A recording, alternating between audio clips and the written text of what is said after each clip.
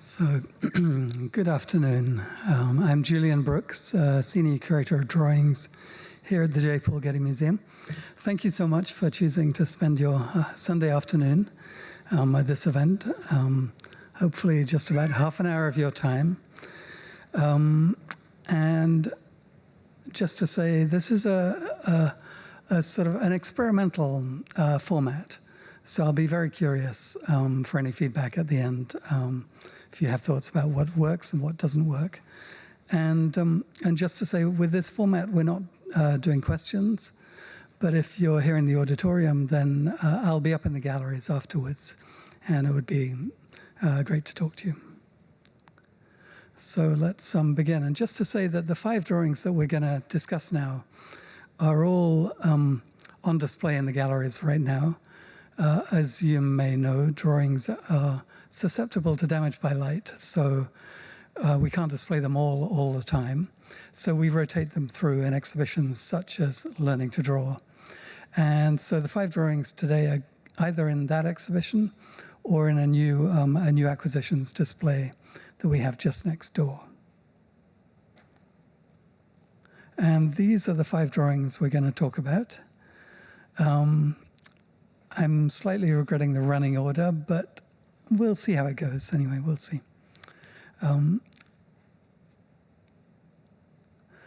So let's begin with Albert Besnard and this watercolor of waves, which I just find so gorgeous. Just the real sense of fluidity that you get in it, the sense of water, sense of light, and the ocean. And it's really, yeah, it's one of my favorite relatively new acquisitions in the collection. And this drawing, Albert Besnard is not a well-known artist at all. He's perhaps best known for his decorative art projects in Paris. Particularly, he did big decorative schemes at the Sorbonne, the Comédie Française, and also at the Petit Palais. And this drawing dates from the 1890s, this watercolor, when Albert Besnard's youngest son became very ill with tuberculosis. And he moved the family from Paris up to Berck in northern France.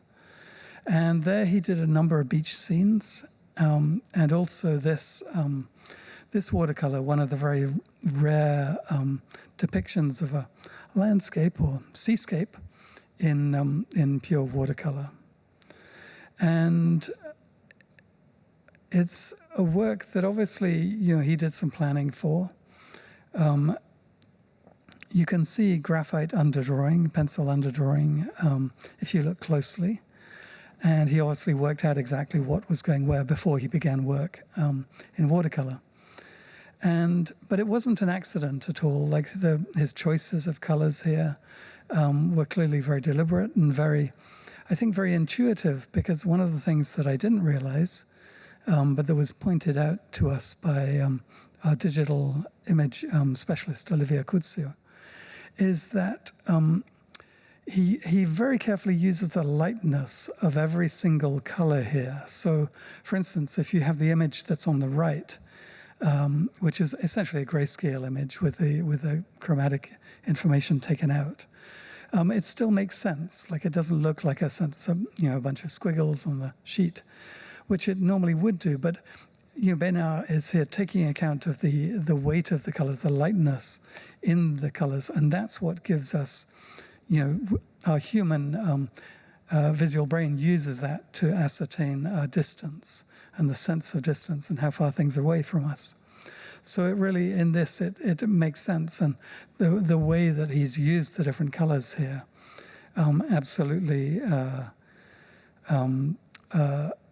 I think, totally intuitively takes advantage of this and has the image make sense for us in that way. You'll be happy to hear that after 2 years of treatment, Besnard's youngest son recovered fully. And Besnard actually did some mural decorations in the hospital chapel as to give thanks for that outcome. And he signed this work in the lower right in pencil. And we don't know its subsequent history, but he clearly felt it was a finished watercolor, and so it is. And just this gorgeous sort of abstract rendition of a scene that he made up in Berck in northern France. So, our second drawing, and now for something completely different, as Monty Python would say. We go back a few hundred years, and we find ourselves at the tail end of the Renaissance in Italy, in Bologna. And this is a drawing from the Carracci family working in Bologna. They were credited particularly with, as it was said, with reforming art, with art had become through a so-called mannerism, had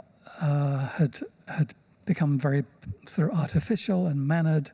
And the Carracci, along with contemporaries in Florence at the same time, are credited with a return to life and a return to reality, essentially. And this is a drawing that's in the Learning to Draw exhibition. It's, you can tell clearly it's a life drawing that has this whole sequence of head studies, but it also has a hidden secret. And that is, if you turn it around, and I think and I hope that you can see in the center here, so under it is actually a sketch of, there's a man, a seated man, and you'll probably see, most clearly see the lamb's head next to him. And this is actually a copy after Correggio, a fresco that Correggio made in the cupola of Parma Cathedral in the 1520s, so about 50, 60 years earlier. And if we zoom in on that particular bit, you can see the motif that the artist is here studying. And what's curious is that not only is this a quick line sketch of this particular motif from Correggio, but it's also, if you look closely at the sheet in the galleries, the lines of this are also incised, which means they're gone over not just with a they're gone over with a stylus, i.e. with something not so sharp that it'll cut through the paper, but sharp enough that if you put another sheet of paper underneath, you can transfer the design. You'll get a slightly indented mark on the underlying sheet. So clearly something that was then reused, essentially. But obviously the main event with this sheet is the series of life studies on it. And I just love the way that they are put on the sheet. And you clearly have the image of the guy with his head in his hands, looking at us, bored out of his mind, saying probably to the artist, like, "Are you done yet? Can I move now?" And you can see how the artist has actually deliberately, in the center of the sheet, he's used sort of extra firm strokes in order to sort of hide the underlying image of the man and the lamb, St. John the Baptist and the lamb. So this was clearly, this image was done first of the boy with his head in his hands. And then above that, there's just in the upper left of the sheet, there is the sketch with the man with the hat. And his features are just then outlined very briefly on the left-hand side of the sheet, in the center. And then if you turn the sheet around the other way, you have another sketch of a man wearing a hat. And it's just this wonderful assemblage of images on the sheet. And I think if we look at this for just a minute, you see the skill really that's used in rendering it. Obviously, the head drawn, the face drawn head on, and with the nose, with the cheeks, you do get a sense of roundness, a sense of solidity in the head that is really quite difficult to do from head on, and the wonderful spiky hair as well, and just this incredible sense of reality and of being there in the studio with this artist as he makes this sketch.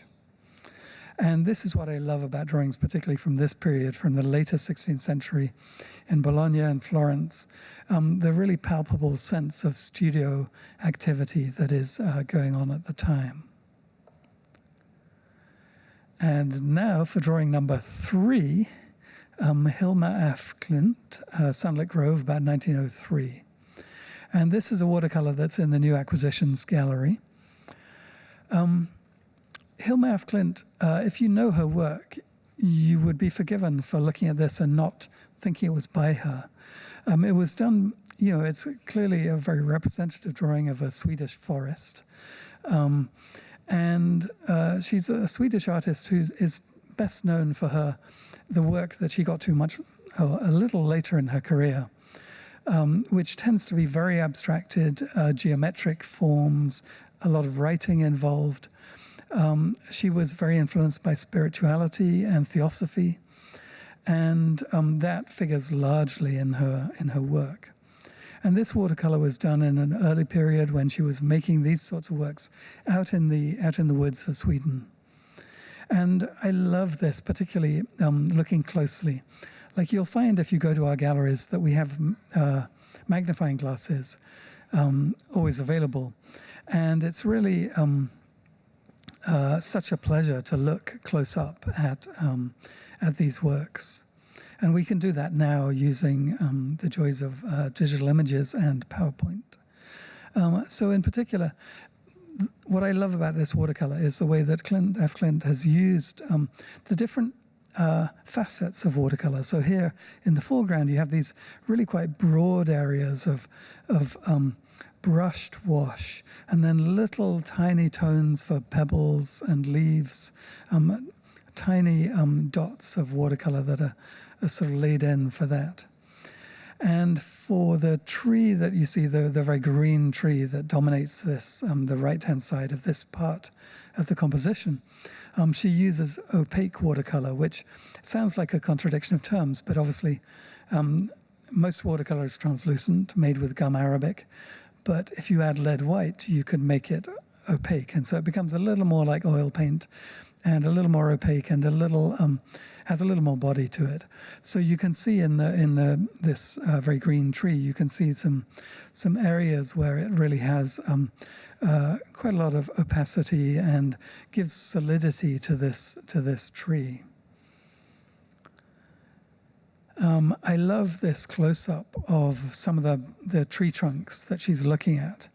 And I would highlight in the background here, you have a bunch of strokes made with the point of the brush, of pure watercolor, for some of the branches that you see sort of in the distance, so to speak, here. But then you also have all these different tree trunks, you know, the birch trees with the sort of rather dappled branches, dappled trunks. And she's using here some zinc white for some of the white, and also some of the white of the paper as well. And here I'd love to give a shout out to Michelle Sullivan, our paper conservator, who is such a fount of knowledge. And when looking at these drawings and works together to try and figure out how the artist actually did them. And here I also, on the left-hand side, I would flag up in the tree trunk, the brown tree trunk of the pine tree, that the artist is using some probably a sponge or something to get the textural effects that you get in that particular tree trunk, and just dabbing the watercolor. And it's really a masterclass in how to use watercolor with, you know, all the different facets, the different opacities available, the different ways you can pull it together and create a full composition in this way. Hilda af Klint's artistic legacy is fascinating. When she died in 1944, she felt that the world wasn't ready for her work, and she asked that it be sealed for 20 years, and then before anything was sort of done with it. And she left it all to her nephew, who made the Hilma af Klint Foundation, which now holds almost all her work. And they do exhibitions with the work and make it available. We know that this watercolor actually stayed with af Klint in her studio until 1934, when she sold it to a Swedish collector And that collector then sold it last year. And we were very happy to acquire it. We worked out that there were actually, in the last 35 years, there have only been 15 works by F. Klint available on the market.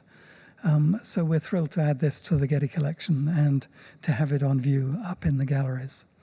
And you'll see that F. Klint here signed it at lower right as well. Again, in a way denoting its status as a finished watercolor, finished work of art.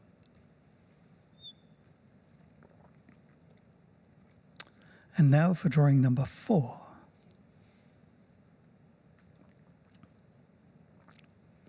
So here we go back a couple of centuries.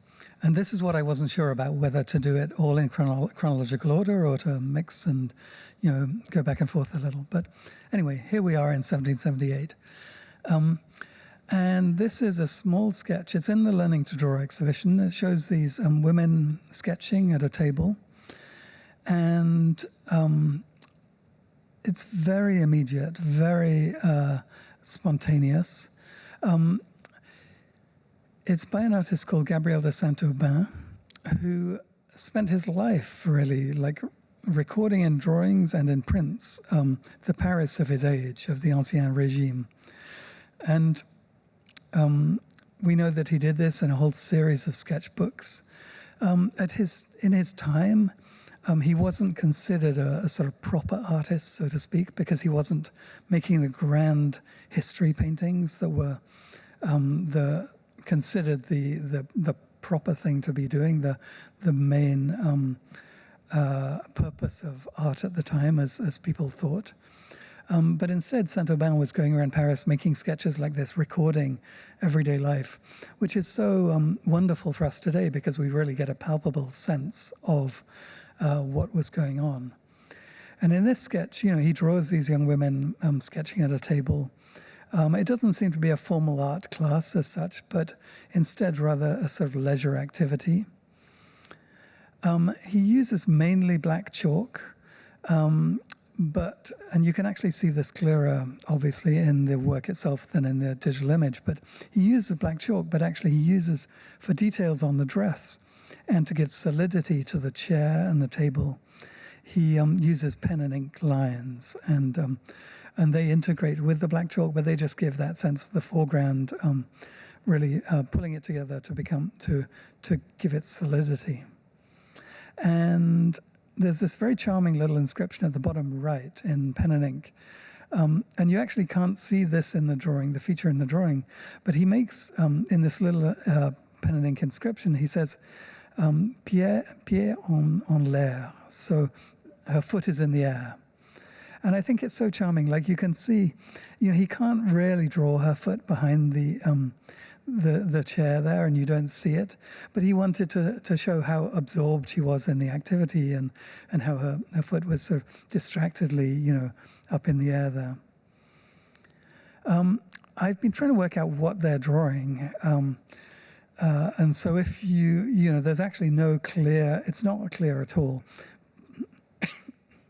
But again, if you turn the sheet upside down and then zoom in on the sheet of the woman furthest away from us, I sort of feel, looking through a magnifying glass with the original work, I feel you can sort of see a head there. And I suspect that maybe they are actually drawing each other in this particular exercise, the two women, or perhaps three women. And we don't know. There's not visual information for us there to be sure, but that's quite a possibility. And in the Learning to Draw exhibition, we actually have a drawing table where people can sketch, and it's been interesting to me to see how a lot of people will sit down and they'll sketch after the model's provided, but a lot of other people will sketch, family members, and they will sketch their, parent or sister or whatever. While they're drawing. And it feels like, in a way, a sort of continuation of this practice of sketching each other. At the top of the drawing is an inscription, again in black chalk, and it says 2nd of February, 2e février, and pour Madame or Mademoiselle Collignon de Freineuse. And we've been trying to find out exactly who this person is. We know that Saint-Aubin made most of his drawings in sketchbooks. The nice thing about this is it means that he took it out of the sketchbook himself and gave it to this woman. There are two candidates. The older possibility would be the mother of a 15-year-old. The other possibility is a 15-year-old girl. And I like to think that maybe one of the two women featured here in the drawing is actually the 15-year-old girl herself, and that Saint-Aubin, standing in the corner, has made this sketch and then given it to her. Finally, at the bottom of the sheet, on the left-hand side, is this stamp, a collector's stamp, de Goncourt. And it was the de Goncourt brothers who, in the late 19th century, really rehabilitated Saint-Aubin's reputation as an artist, and studied him, and really were great cheerleaders, essentially, for his work. So it's a very nice provenance for this particular sheet.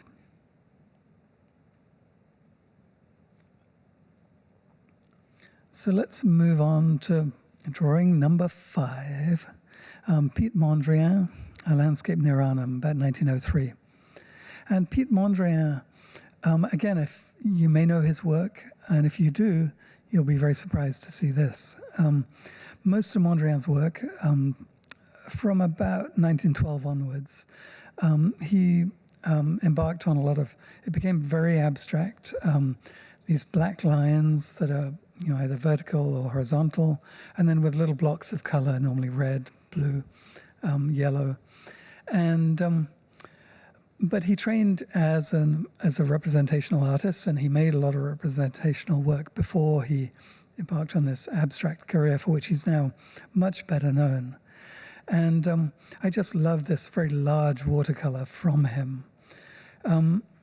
It's a scene in the Dutch countryside and the center of Holland, a sweeping view across the countryside. We see in the distance, we see here just behind, in the center, just behind a clump of trees, we see the city of Arnhem and the church spire of St. Martin's Church. And we also see, if you look closely, all throughout the watercolor, you see just how well it's worked.